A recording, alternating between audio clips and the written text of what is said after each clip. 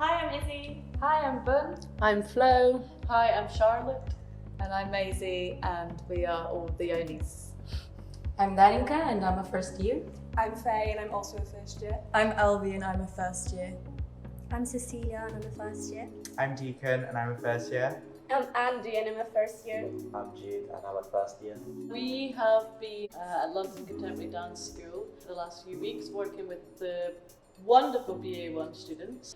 There is a new programme in collaboration with UAL, and the facilitators of this programme thought it would be a great idea to bring the Yonis in. And this new programme is really honing into the time in January when the students come back. Normally there's a lot of injuries and quite low morale, so to spread some joy and good vibes and energy, we've done a lot about self-celebration and just general wholesome, no pressure situation.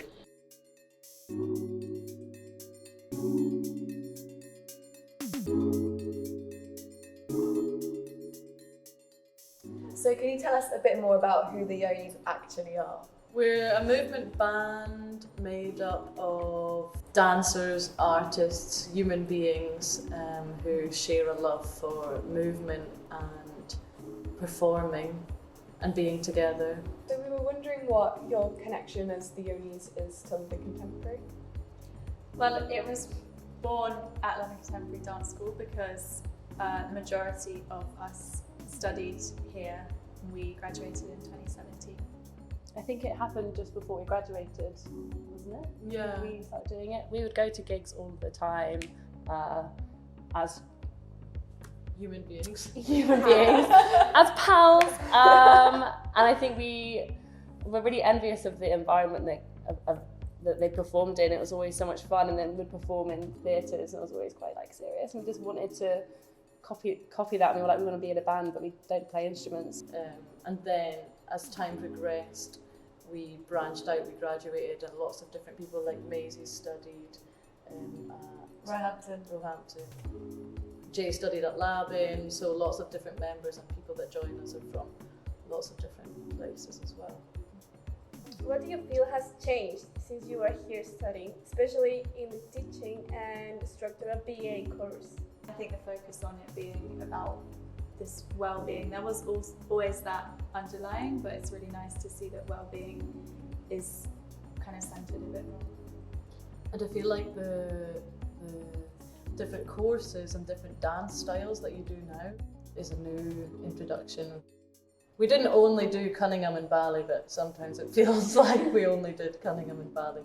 So that's really cool. When I've been walking around the building and I've been seeing cat-act classes and hip-hop classes and stuff, that's been really exciting. What has been the best thing you have done as a collective? I feel like something as an overall theme is watching people who are non-dancers let go of their inhibitions and have a really good time and spreading this joy. I feel like it's such an infectious energy when we're all together, and noticing the huge positive impact it has on other people is really, really amazing. It's really powerful.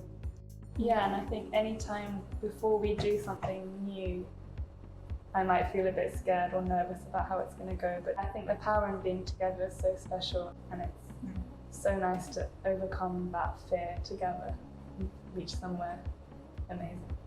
We were also wondering what you think it will be like to be a dance artist in the future, and what are your kind of hopes for dance and the creative zone in general? I think something that comes hand in hand with using different spaces to theatres, like you touched on, is reaching wider audiences and hopefully making dance something that more people can go and enjoy, rather than friends of people performing, people who have that niche interest in dance. It seems like compared to other art forms, it's more of a hidden gem. So I'd like to see it expand more.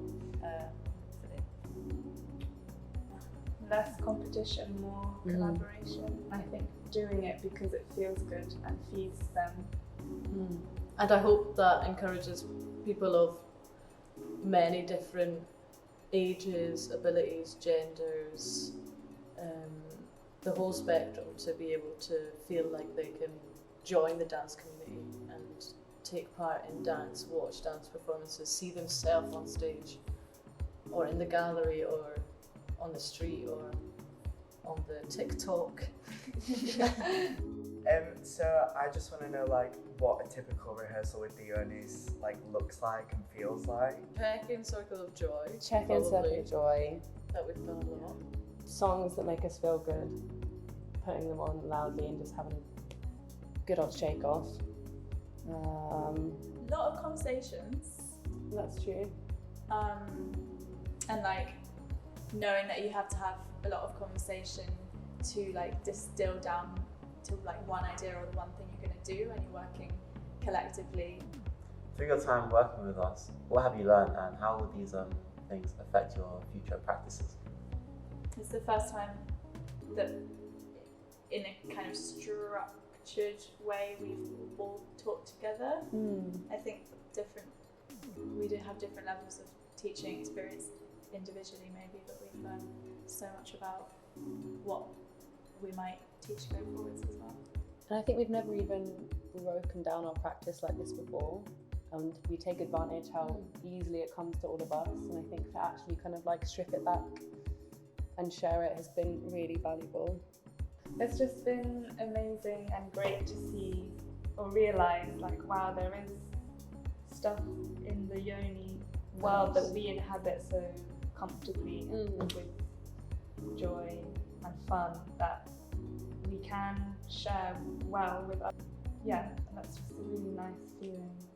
Yeah, and that we can teach collectively as well, because we've always taught in such casual environments. So I think this is the first time we've actually collectively taught, and it's worked really well. Knowing that that's possible for the future. How do you feel your dance education has helped to inform the work you do with the Yonis? Dance education informs everything that I do. Learning dance and dancing every day has taught me how to improvise like in all areas of my life, how to listen to people, how to like connect to people, how to build my own self-confidence, how to work collaboratively. I feel like the place, there's this like, when we were there, I felt there was like a lightheartedness in the sense of, I mean, yeah, there are serious classes and you have to work hard, but also when it came to students making work, I felt often there was like an appreciation for fun, lightheartedness, not being too serious about things or taking yourself too seriously. I feel that running through the Yonis. I think the place are really great at helping you become the person that you are going to be, and really push for individuality and creativity and playfulness. And play is a huge part of what we do, so they definitely encourage that. What advice would you give someone who's thinking of studying dance but is unsure? Do it. Do it, even if you don't even know if you want to be a dancer. Like, going to dance school is really cool, and you're going to meet really amazing, inspiring people. And I feel like it's a great stepping stone into the artistic world. And if you want to be in the arts world, then absolutely do it. And if you feel unsure because you feel like you're not good enough, then yeah, I don't know how you can throw that thought out the window, but we would encourage you to, because you are you, and that's totally enough. That's totally the most important thing about, especially studying. I can only speak from studying at the place, but that's the most important thing. Just being yourself is totally enough. And there's people who can do triple pirouettes, and there's people that can do contact jams, and there's people that can write about dance, and there's so many skills that you learn and hone while studying dance. It's not only about pointing your toes, so yeah, I would encourage it. Can I just say, like, from our point of view as the people you're teaching, I feel like when we were speaking amongst ourselves, it very much felt that friendship that you guys shared immediately set the tone for like how we could interact with each other as people who never met each other before, for some of us. So that was like really valuable this week. And I don't know if it would have been the same if you guys hadn't shared that connection, because you guys felt comfortable, so then we felt comfortable. And it was just, yeah, it was really free and lovely. Oh, that's so beautiful. That's really good to know. Thank you. Yeah.